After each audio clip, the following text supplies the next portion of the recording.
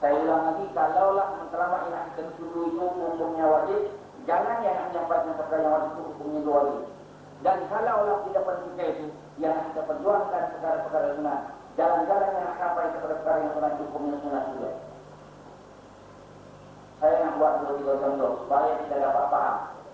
Contoh-contoh yang saya tak buat malam ini boleh kita lihat sendiri, asalkan contoh yang batal yang sebelum dapat dipaham oleh saudara-saudari semua. Saya nak contohkan yang mana wasilah hukumnya sama dengan menteramak. Jalan yang nak kita tempuh sama hukumnya dengan menteramak yang nak kita tuju. Satu contoh saya nak buat. Di dalam Islam kita bersemayam diwajibkan mengambil wudu dulu, ataupun diwajibkan mengambil air semayam lebih dahulu. Kemudian kita mengambil wudu menggunakan air. Kita bersemayam wajib berwudu lebih dahulu. Kita bersemayam wajib mengambil air semayam lebih dahulu. Kita mengambil air semayam, kita berwudu wajib menggunakan air.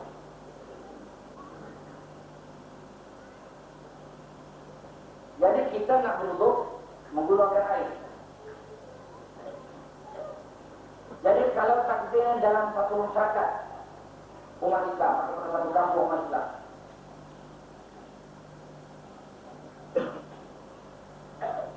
sungai tidak ada, laut pun tak ada, pasir pun tak ada, kolam yang sudah sedia ada pun tak ada, air payung pun belum sampai lagi.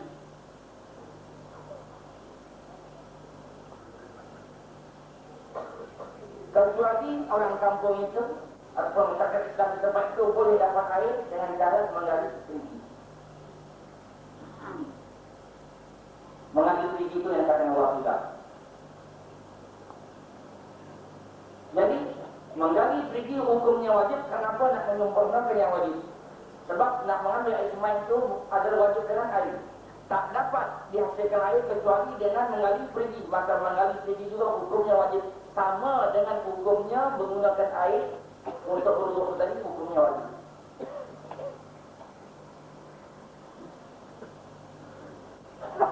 Ataupun tak mau gali perigi. Di zaman sekarang, zaman moden ini, zaman orang semua orang tak ada payah. Tak mau menggali perigi, kita usahakan supaya kita menggunakan sistem payah hingga sampai air ke tempat kita. Sama ada bakal kita minta kepada pemerintah maupun masyarakat itu mengusahakan sendiri. Saya buat contoh yang lain. Dalam satu masyarakat Islam,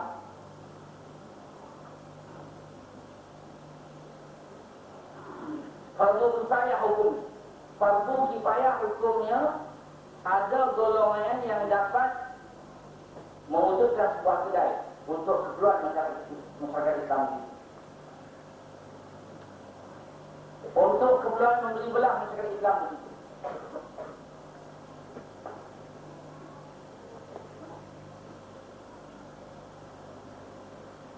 Jadi untuk mewujudkan keperluan masyarakat Islam di tempat itu hukumnya wajib, maka membangun kedai hukum juga wajib. Apa yang diperlukan oleh masyarakat Islam di tempat itu umpama? Asam, garam, sayur, ikan, beras, tepung dan lain. Tentulah perkara-perkara itu bukan nama-nama itu saja. Perkara yang boleh dekat-dekat di padang mesti diwujudkan kedai. Kalau keperluan masyarakat Islam di tempat itu supaya benda-benda itu ada hukumnya fardu kifayah, maka membangun kedai untuk dapat perkara-perkara yang kita sebut tadi hukumnya fardu kifayah. Contoh yang lain. Dalam ajaran Islam ini menurut orang itu adalah wajib. Kita tidak akan dapat menutup aurat kecuali dengan kain dan pakaian.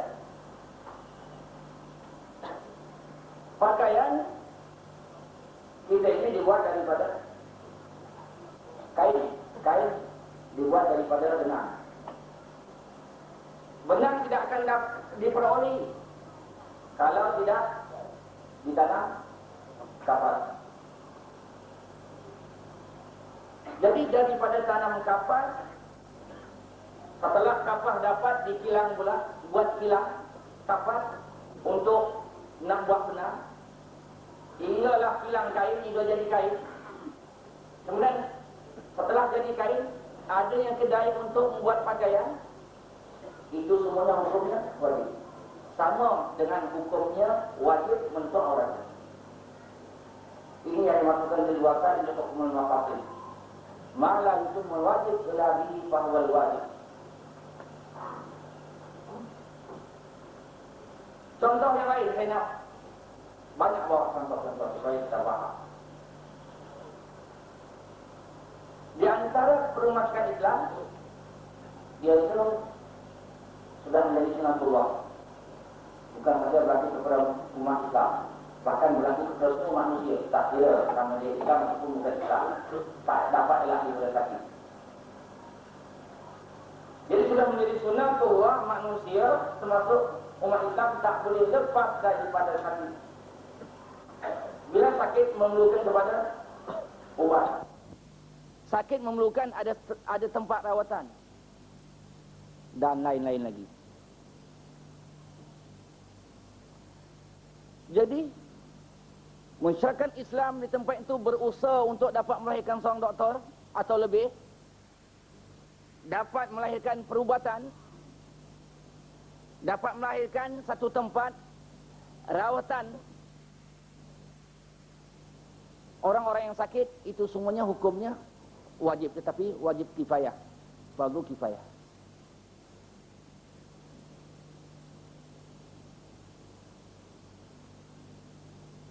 Jadi artinya dengan kata-kata yang lain, membangunkan hospital Islam itu hukumnya wajib.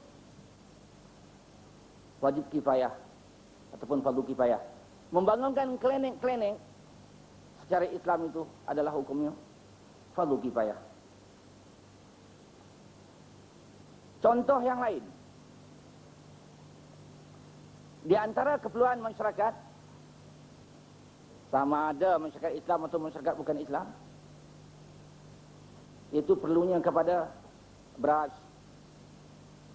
perlunya kepada gandum dan yang lain. Kalau buat di Malaysia ini penduduknya, terutama umat Islam, dia memakan nasi.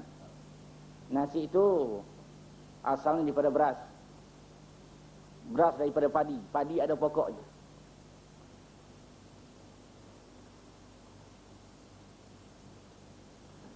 Walaupun makan tu hukumnya pada hukum asalnya harus, yang Allah berkata dalam kulu washrabu tu, itu hukumnya harus. Walaupun pada asalnya makan minum tu hukumnya harus, sebagaimana Allah sebut tadi, kulu washrabu, naklah kamu makan, naklah kamu minum. Walaupun asalnya makan minum itu hukumnya harus, tetapi manakala kita dah cuba tak makan tak minum tak larat, lebih lama kita tak makan, lebih lama kita tak hidup, kita tak minum, makin lemah tenaga kita. Kalau makin lama lagi kita tak makan tak minum, boleh jadi muak mati. Oh, pada kita dah jadi wajib aradi makan.